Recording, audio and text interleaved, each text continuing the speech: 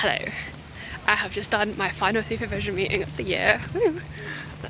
So this means we're down to month 3 of me doing this PhD already, which is kind of wild.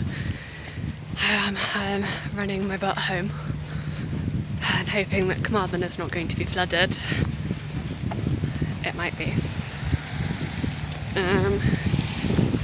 Yeah, I'm feeling very well supported, very well cared for. I'm very proud of myself, actually. I feel like I'm handling the chaos of trying to relocate and not really knowing what I'm doing, and trying to work out the logistics of PhD stuff really well. So actually, that wine guy as well.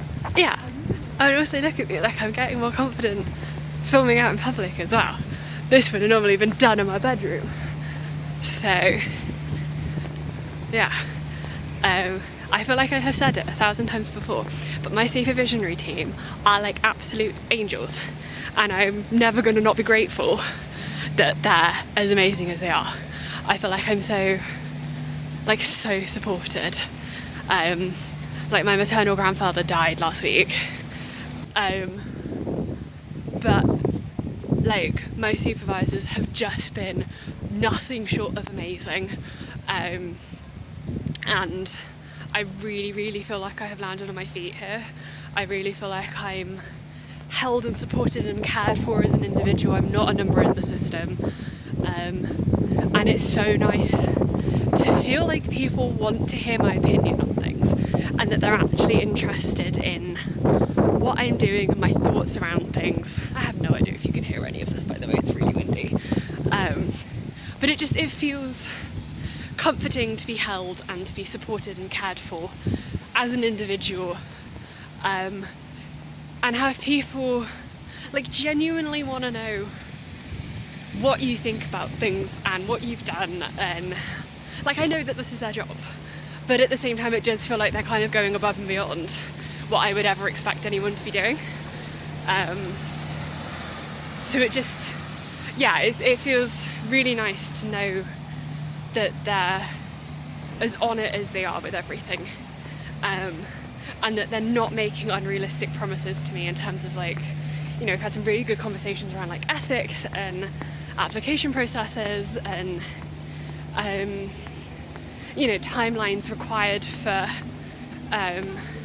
feedback and all of that stuff, and it very much feels like they're not coming at it from yes, I can get things back to you within 30 seconds. It feels like they're coming at it from yeah, if you want some good feedback, we need to maybe leave it an extra week so that I've got time to look things through. So I like that they're being that honest with me, and that they're not being yes, I'm a perfect person, I can do this all within 30 seconds. It's nice to find some more academics who are actually people and who aren't afraid to be yeah, I need a bit more time on that. And it's nice to be at a uni where I was having some really interesting convos with them around publishing in journals, which I've never done before. And it's very different at Cardiff than it was at UCL in terms of there's a lot of... UCL's a very prestigious university, Cardiff is as well. But UCL was very much with publications, when I was looking into that, they were very much focused on impact and who would how many people would read and access stuff, and the reputation of the journal, blah blah blah. Whereas it feels here it's more focused on the content of the work and what you're doing, and that being groundbreaking and that being interesting, rather than hey look, I've managed to get 6 papers in the most prestigious journal. So it's interesting to kind of note the differences, and it's been a good few years since I was at UCL, so things may have changed. But yeah, it just feels it's going to be a really interesting process to try and do a publication for the first time. So I'll keep you guys posted on how that goes. But yes, I'm going to actually pay attention to what I'm doing now. So I will update when I get home. Honestly, my brain hurts. I'm so annoyed that this flat fell through because I really would have liked the flat. Ho hum. Everything happens for a reason. That's the thing that I have fully adhered myself to and been like, this flat just wasn't meant to be for some reason, like I will find something that will be fine and it will work itself out and life will be good. But I don't know. Oh, hang on, my thing's gonna go pudding because it needs me to log into things. I'll be back. Right, external reviewers. This is like a whole thing apparently that I didn't realise was a thing when I applied to do a PhD. I just thought that there was like your supervisory team, which for me is my two main supervisors who are both lovely and I have spoken about them multiple times on this, whatever this has ended up being. I had no idea that the supervision like team are your main supervisors, but outside of that you have something called an external reviewer or a review panel convener, which is basically something that they do in order to prep you for the viva, which is the very end of your PhD when you've submitted your thesis. About 3 months after you submitted your thesis, you have to go and argue your case and defend your thesis in front of a panel of other academics within relevant areas. So what, I don't know if this is like within every PhD, but at least within Cardiff where I'm studying, to kind of help prep you for that, they have an external reviewer and an external review panel who will take part in your annual check-ins, or for this next one that we're prepping for, which happens I think in May, is the 9-month review, and then from then on you have annual reviews. But the external reviewer is basically another member of staff within a relevant area of your PhD that is external to your supervisors, who will read the work and like talk to you about it. As far as I'm aware, they talk to you about it and they will feed back on it along with your supervisors, and also then like check in with you to make sure that you're happy with your supervisory team and that everything is working, that you've got no concerns about working with people, blah blah blah. So yeah, I have been given a list of 3 potential people, 2 of whom I actually ended up putting forward because I went and did a museums class. What's it called? I think it was Museums Past, Present and Future of a Global Institution, which was all about like the role of museums within society and like the ethics of keeping objects in certain spaces. It was really interesting, really fascinating. I had a really lovely time doing it. But the 2 lead lecturers on that were people that I was like, oh, it might actually be interesting to like put them forward for potential external reviewers, as well as then someone within the School of Social Sciences that my supervisory team have then put forward themselves and been like, oh, we think this person might be good.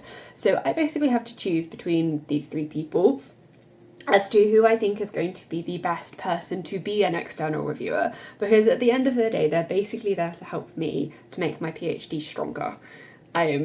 And it's whether or not I want to have someone that has more of a museums focus, in which case the 2 that we're teaching on this museums module would be perfect, or if I want someone with more of a social care focus, in which case the person that my supervisors have put forward would be better, or if I want someone that kind of has like more of a general overview of both. At the moment, I'm leaning more towards having someone who has more of a museums focus, because we're missing that within my supervisory team. They're very focused on like dementia and social care related things, but we're missing a bit of like the museums.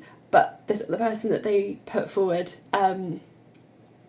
called, I can't actually remember her name, lovely person who I sort of have had a bit of email communication with, has like a background in creative health, which would link very nicely into what I'm looking at anyway.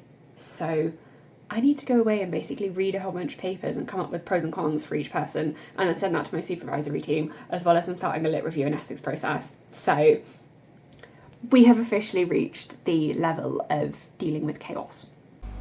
Hi, editing me, just jumping in. I realise there are absolutely no context for these next clips. Long story short, I mentioned earlier in this vlog that my maternal grandfather had died, but his funeral was held on the 15th of November, so we travelled down on the 14th and stayed overnight at the dodgiest travel lodge I think I've ever set foot in. But we went down the night before because my grandparents live a long way away from where we live, And then stayed over on the 15th, had the funeral, which I obviously did not have my phone out for. And then me and my brother and his partner went out to grab some food after that. So there's some clips of us on the pier in Angmering.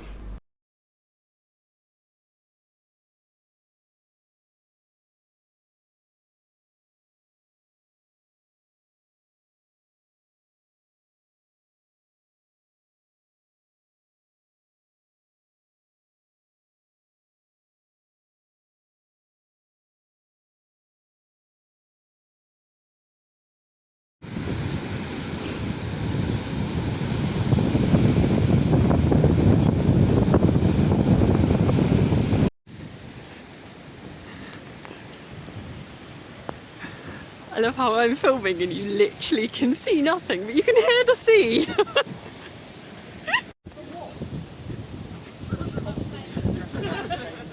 Oh, really? Just gonna just sat before you. No.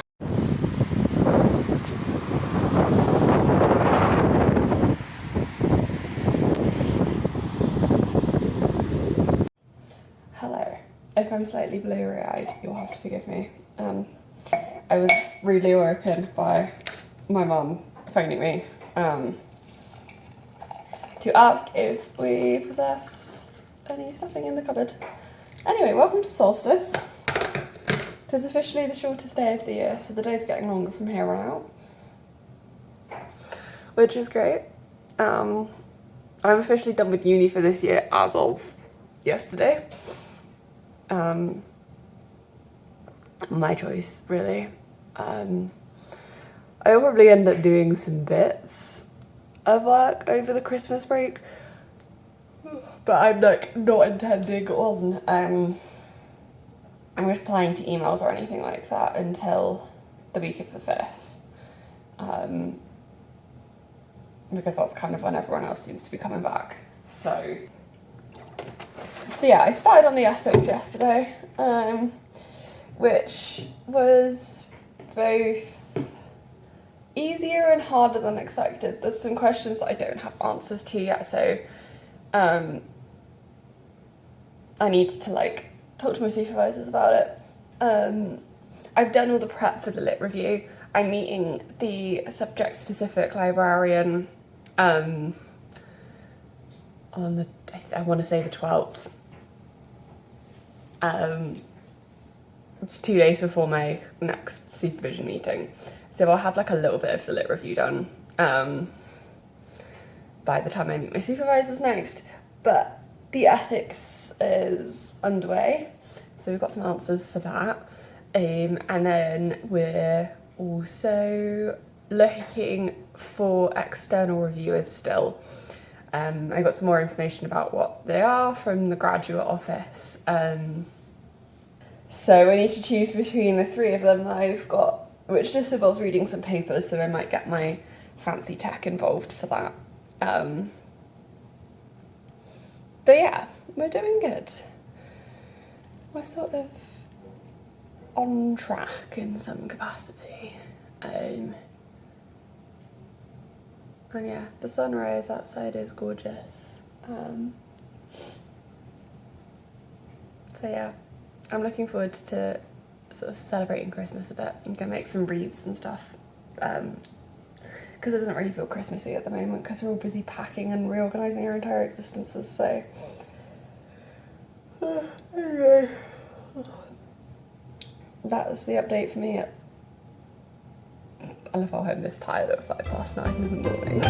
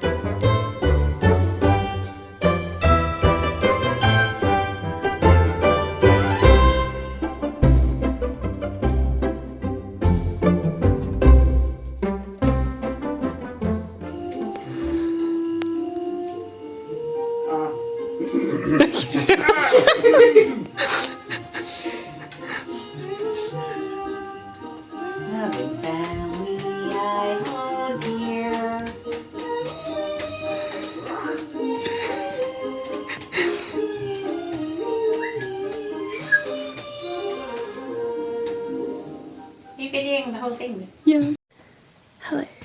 I figured this was a good way of kind of ending the new year. Ending the new year? Ending 2025 even. What am I talking about? Clearly not had enough cups of tea today.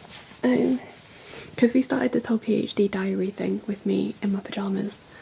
And I figured ending 2025 with me in my bed. It's probably like a good way. Come full circle, blah blah.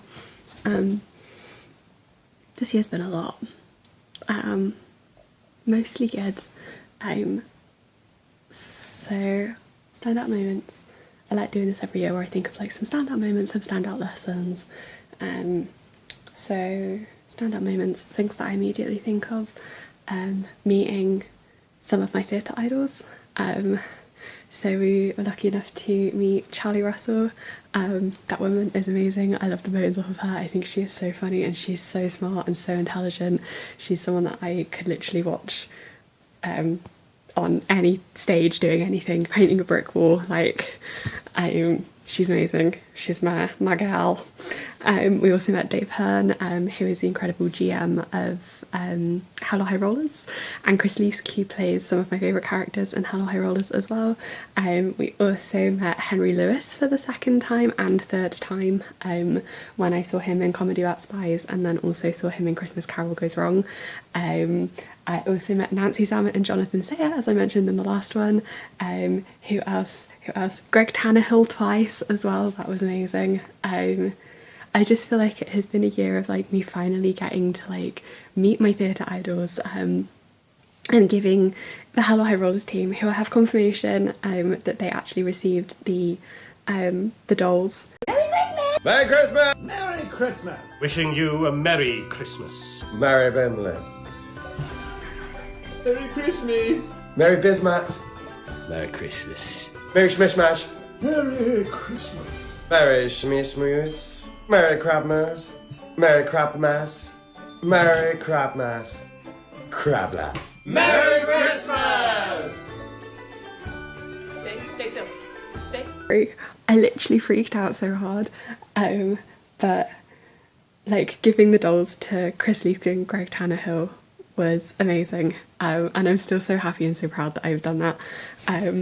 Other stand-up moments was joining the Hello High Rollers Discord and meeting some of my lovely online friends. I really hope this year brings us together in person in some capacity, because I think that would just be so lovely. I feel like I've really fallen on my feet and found such a lovely community of people who love all the things that I love, and it feels really nice to sort of have that space where we can geek out about Mischief Theatre and everything that they're doing at the moment. I've also, I can't not mention the whole like getting PhD funding. Like this time last year I had submitted my grant application for it and hadn't heard whether or not I'd even got an interview. So the fact that like we're here a year later and we're 3 months into this PhD, having passed the first 3 month check-in and doing well and kind of keeping on track, has been like just amazing. I still can't kind of wrap my head around the fact that like it actually happened, which is a bit insane. Still kind of hasn't really sunk in, don't know if it ever will. Yeah, I feel like those were sort of like my top 3 standout moments. I have also met some of my other friends that I've only ever spoken to online because I was friends with them over COVID in person this last year as well, which has been amazing. I just feel like I've really found my people, and I needed that. Lessons that I have learned. It's always an interesting one. I feel like I'm learning more and more about like putting in boundaries and healthy expectations for myself and the relationships that I have in my life. This has been like an ongoing thing for the last 5 years when I've been in therapy, trying to kind of get myself to the place where I'm stopping being so much of a people pleaser. And I'm really pleased that the times where I've got triggered and the times that I've got upset and the times where like my trauma from college or my time at the Royal Central School of Speech and Drama has kind of come back to bite me in the arse, that like I've handled it and I've not dug myself a hole, and that I didn't let the sods in Huddersfield who tried to knock me down and tell me that I wasn't good enough, and gaslight me into convincing me that people were not being ableist and discriminatory towards me. I'm really glad that I didn't let them convince me to stop doing this research thing and talk me out of following the things that I love. I think that's a really important lesson for, especially given that I'm autistic, that, you know, people aren't always right, and sometimes knowing what you love and sticking to that is a totally valid thing to do, and I feel like that is a lesson that I'm going to take with me into next year as well. Kind of on a similar vein to that, I have realised this year that sexuality is fluid as fuck, people. It's been a year. I have said for like the longest time since like 2021, when I went through a really toxic relationship with someone, which I'm not getting into, but I've always said I'm aromantic asexual for like as long as I can remember. It's what I've always said, and this year has got me to realise that actually I think I'm gay and asexual. So we're kind of vibing with that at the moment. It was a bit of a big realisation. I blame Britt Lauer from Severance and Charlie Russell for this. They got me thinking. I didn't realise about the whole like Charlie Russell thing until like I met her. So that was fun. I just wanted to ask about Peter Pan again. Max, we have been over this. My precious baby. And the crocodile. But no one likes the crocodile. Let's do all the fun She's stuff. literally so perfect. Like They're so cute together. Remember, she's in a relationship. I think I'm in love with Sandra. Oh, She's my soul. I feel you, Max. Max, I need to finish recording. I have learnt a lot about myself this year, and I feel like that's been an important stepping stone to kind of embracing the parts of me that I feel like I couldn't for the longest time, and it's been really healing to work somewhere that has been really safe. If any of you who are watching this are ever in the Carmarthen area in Wales, go pop into Tea Traders. I used to work there. They do everything tea related. They have coffee stuff in there as well. They do like the best cakes, and I'm not biased because like I'm a baker as well. Like I make cakes, I love baking, but like their cakes, top tier. And they are an incredibly supportive, incredibly LGBT friendly business who have won multiple awards and really helped me to heal a lot of my trauma around workplaces and stuff like that. That I just had like the most fun working with them, and I feel like I made some really good friends through that place as well. So I feel really lucky that I got to experience that and to work in hospitality in a positive setting for a bit. And it taught me that there is nothing wrong with me in the way that I function, that the places that I was at before just didn't want to listen, and they didn't want to be flexible, and they didn't want to help and support me to grow. They just wanted unrealistic perfection from the moment that I set foot into the building until the moment that I left, and I was never going to achieve those aims. I guess the other thing that always like stands out is like therapy is hard sometimes. I don't speak about it a lot, at least not on here, but you know, having been in therapy for coming up on 5 years now, like me and my therapist have got like a great relationship. I trust that man deeply, but it doesn't make talking about any of the traumatic things that I have experienced and the stuff that I have gone through and the impact that that has still having on my life any easier. It doesn't make the people whose voices I can still hear in my head and whose presences I still fear feel any less real, and it doesn't diminish the impact that the likes of people like Sarah and Nicola had on me growing up in vulnerable points in my life where they knew that. And I think it's great that I've come as far as I have with my therapy, and that I'm more confident and outgoing and assertive in my personality and who I am and my boundaries. But I think it's an ongoing journey, and there are ups and downs, and I don't like it when there's downs and when things get hard and when I have to talk about and start processing things that I don't want to talk about and process, but I know I need to.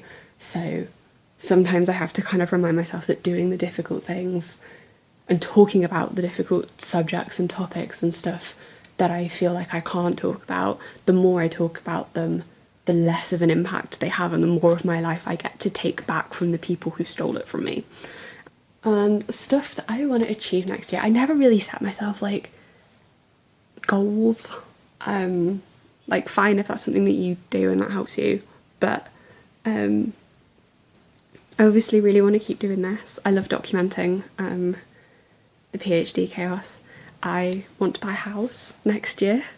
I'm really hoping that by the time I turn 25 in February, I will have put an offer in on a house and had it accepted. That may be unrealistic, we will see. But I want to own a house. Depending on when I get a house, I may start investigating getting a dog as well. But we're thinking about that, because if it's a project house, then we probably won't get a dog until we're like close to finishing it. I want to pass the 9-month review that I've got for my PhD, which means once the new year has come and we reach the 2nd, I need to get my head back down and focus on lit reviews and ethics and stuff and try and get that going and get the ball rolling again. I want to start my Hello High Rollers season 1 cover art blanket this coming year. I simplified the original cover art, which looks like this, and created, cause I love the artwork so much, and I created this, which is a crochet pattern. I've never done colour work before and I'm really excited to get going, but I need to buy the wool for it and I need to like sit down and work out what I need and try and order some stuff. But I've decided I'm not going to do that until I have a house, because we're going to be moving. I also want to properly get all of my house plants situated. I might do a tour at some point and show you guys all of my plants that I've got because I love them so much. But I want to like get like proper setups and some like proper like grow lights and stuff for them and make sure that they're all happy in this new house that I end up getting. I really want to get another tattoo. I don't know if that'll happen this year, it depends on finances, but for the longest time, and Mischief Theatre fans, like, you'll immediately get what I'm talking about, I have always wanted the phrase, "No, that's reality, join me in fiction," tattooed on the spines of books, because it's one of my favourite quotes. It's a Bryony Corrigan quote from The Lamentable Tragedy, season 2, episode, I want to say episode 2, but I could be wrong on that. If you haven't watched it, go and watch it.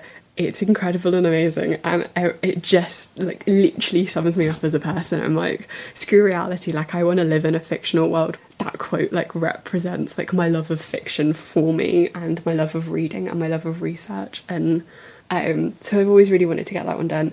I also really want a little capybara in a teacup with a top hat.